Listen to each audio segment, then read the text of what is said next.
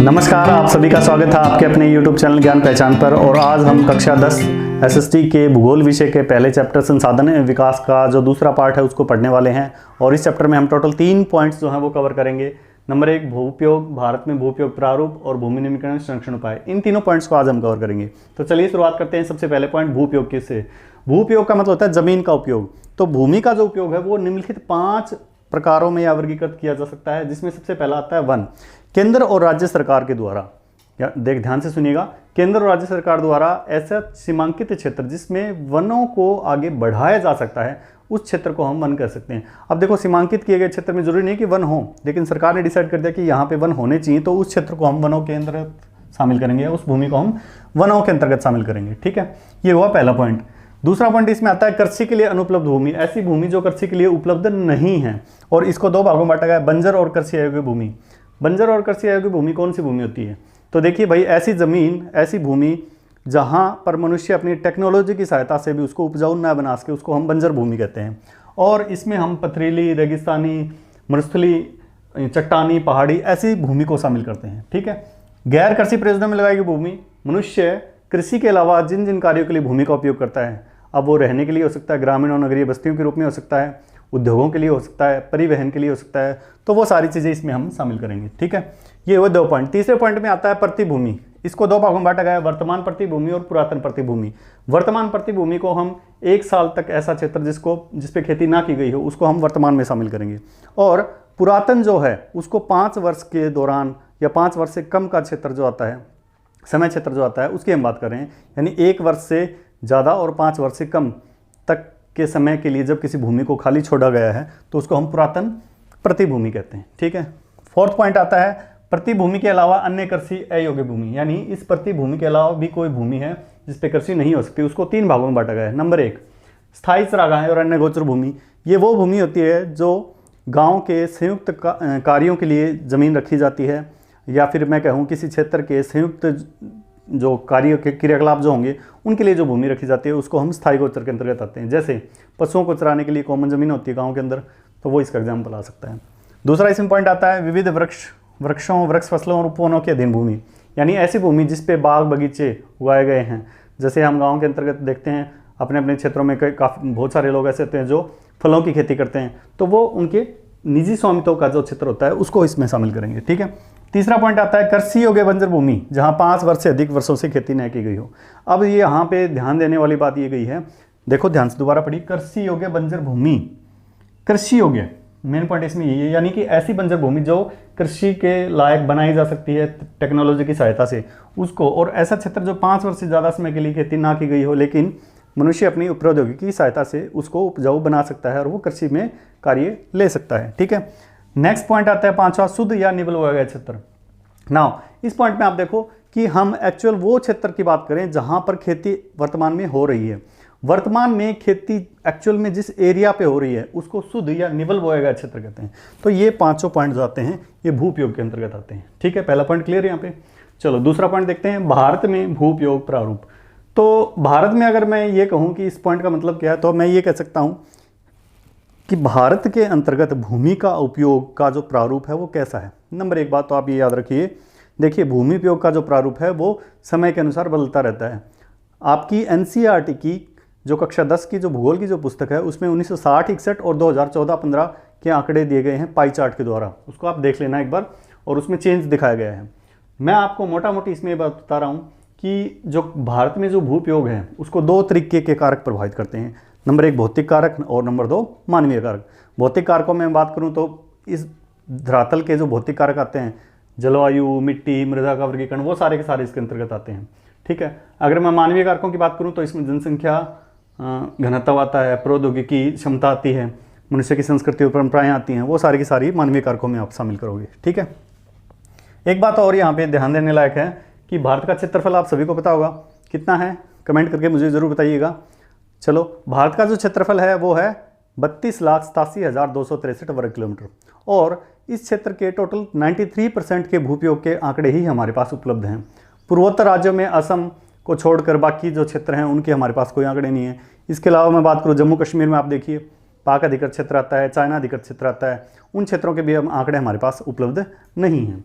और हम भूमि का जो उपयोग है वो जिस कार्य के लिए कर रहे हैं, जरूरी नहीं कि वर्तमान में जो कार्य हम भूमि में कर रहे हैं भविष्य में भी वही करेंगे, तो वो बदलता रहता है, उसका स्वरूप परिवर्तनशील होता है।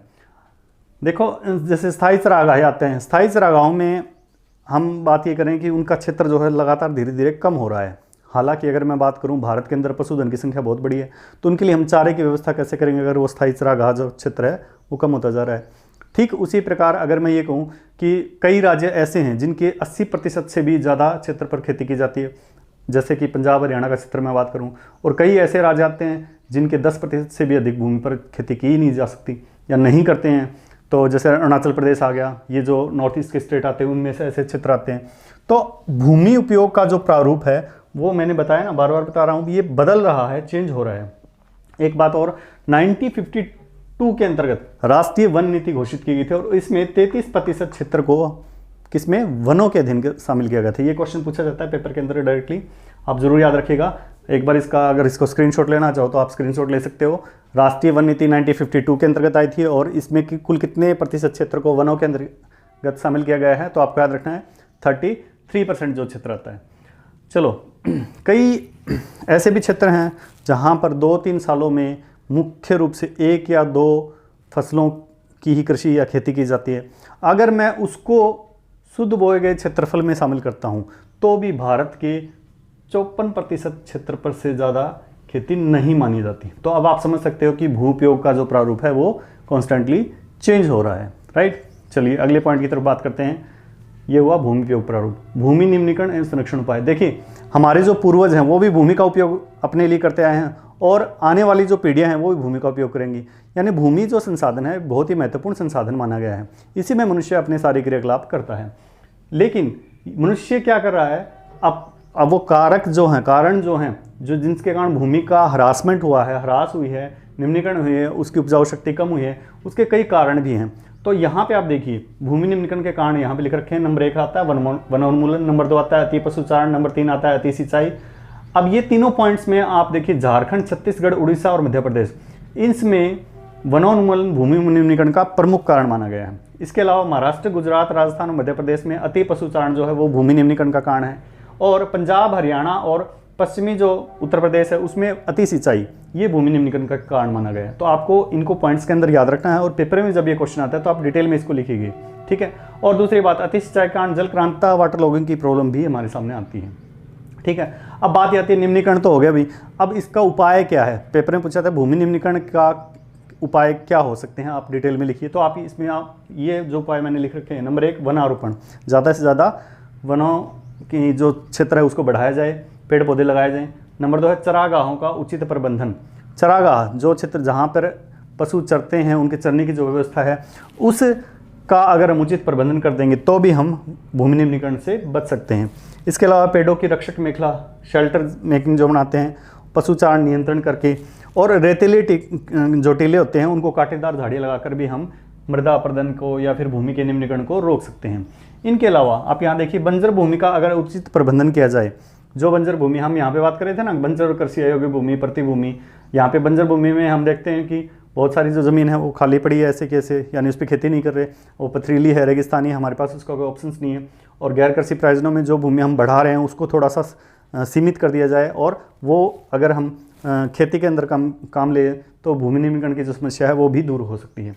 दूसरा, खनन का नियंत्रण। देखो मनुष्य क्या करता है, बड़े बड़े खनन के क्रियाकलाप करता है और खनन की प्रक्रिया के बाद उनके जो खड्डे जो होते हैं या फिर जो खाइयाँ जो होती हैं उनको खुलेआम छोड़ दिया जाता है। उससे क्या होगा, भूमि का निम्नीकरण तो होगा ही। और ऐसी चीज़ों को अगर हम नियंत्रित कर दें तो भी हम भूमि निम्नीकरण को बचा सकते हैं। औद्योगिक जल को परिष्करण करने के बाद, यानी उसको शुद्ध करने के बाद उसको विसर्जित कर देते। शुद्ध परिष्करण का मतलब होता है जब उसको औद्योगिक जल को अगर हम ये देखें कि इंडस्ट्रियल जो वेस्ट जो होता है उसको जब पानी में बहा दिया जाता है तो उस जल को हम परिष्करण या शुद्ध करने के बाद विसर्जित कर देते हैं तो जल और भूमि प्रदूषण को हम कम कर सकते हैं। तो ये सारा का सारा भूमि निम्नीकरण के अंतर्गत आपको लिखना है। इसी से हम संरक्षण कर सकते हैं, यही तो संरक्षण के उपाय हैं। तो भूमि निम्नीकरण क्या है, भूमि की उपजाऊ शक्ति कम होना या भूमि मृदा का एक तरह से खराब हो जाना, मिट्टी का, राइट।